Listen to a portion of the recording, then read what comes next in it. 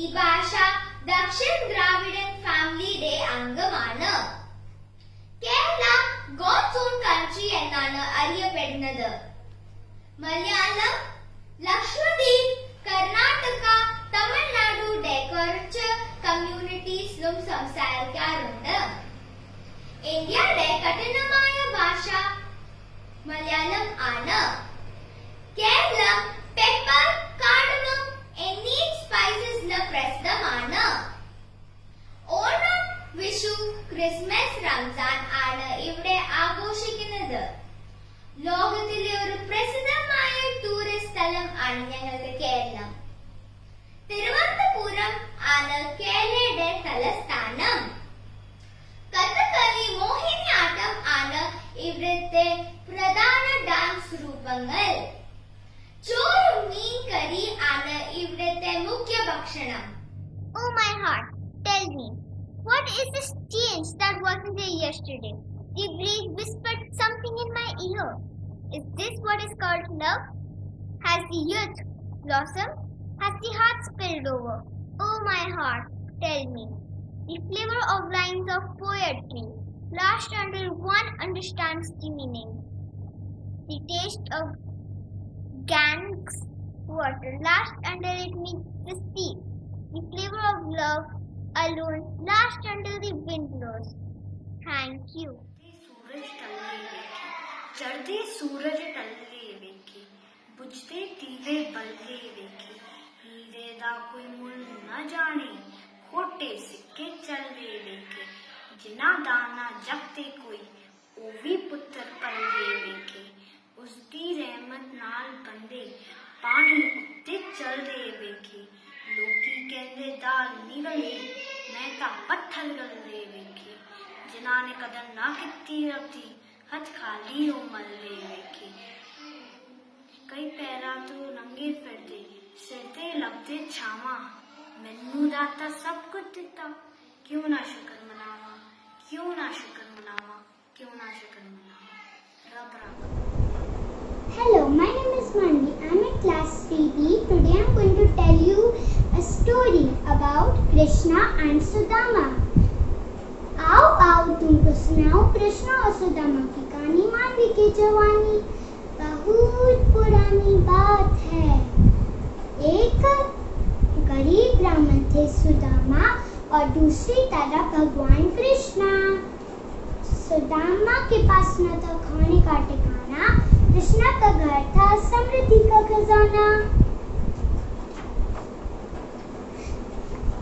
सुदामा पत्नी और बच्चों को देखकर भूख से बेहाल।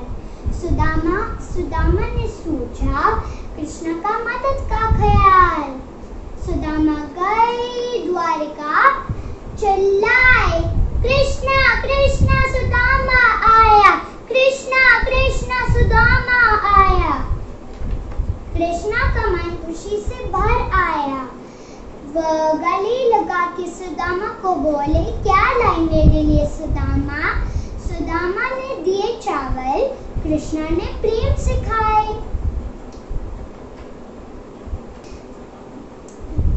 समय बीत गया, सुदामा घर गए। सुदामा आश्चर्यचकित हुआ, अरे मेरी झोपड़ी एक बड़ी महल बन गई, ये कैसे हो सकता है? तब सुदामा को एक ही ख्याल आया, ये सब है कृष्णा का कमाल। हे कृष्णा हे कृष्णा हे कृष्णा। इस कहानी से हमें शिक्षा मिलती है कि अच्छे मित्र बुरे वक्त में काम आते हैं। Thank you. मेरा नाम एकनूर कौर है।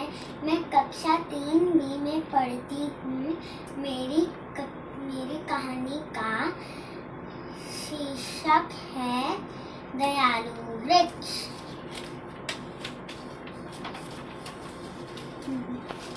जाड़े का समय था।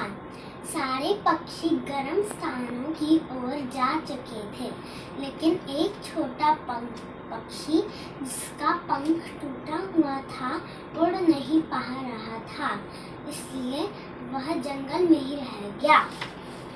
उसने सोचा कि मैं कहीं अच्छी जगह आसरा लेने के लिए ढूंढता हूँ।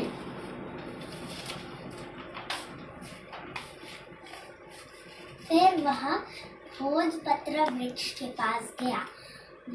उसने पूछा भोजपत्र वृक्ष से, क्या मैं आपकी शाखा पर रह सकता हूँ? भोजपत्र वृक्ष ने गुस्से से कहा, नहीं, मुझे अपनी पत्तियों का ध्यान रखना है। तुम कहीं और जाकर आसरा ढूंढो।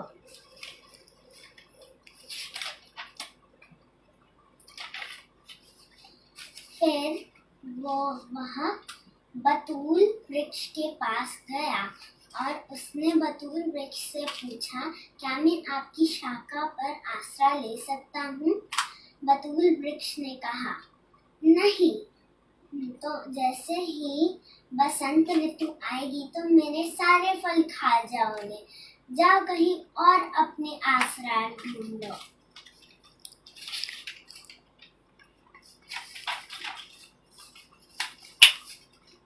फिर वह फर वृक्ष के पास गया।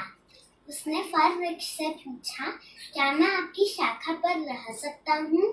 फर वृक्ष ने कहा, हाँ जरूर, आ जाओ। जैसे ही छोटा पक्षी फर वृक्ष की शाखा पर बैठा, वह भोजपत्र वृक्ष और बतूल वृक्ष गिर पड़े और आंधी आए और वो दोनों गिर पड़े। और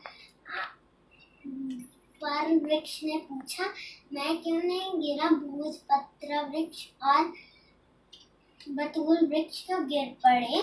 आंधी ने जवाब दिया, क्योंकि तुम दयालु थे। जब कोई छोटे पक्षी की नहीं मदद कर रहा था, तुमने उसकी मदद की और ये तुम्हारे दयालु होने का इनाम है। धन्यवाद।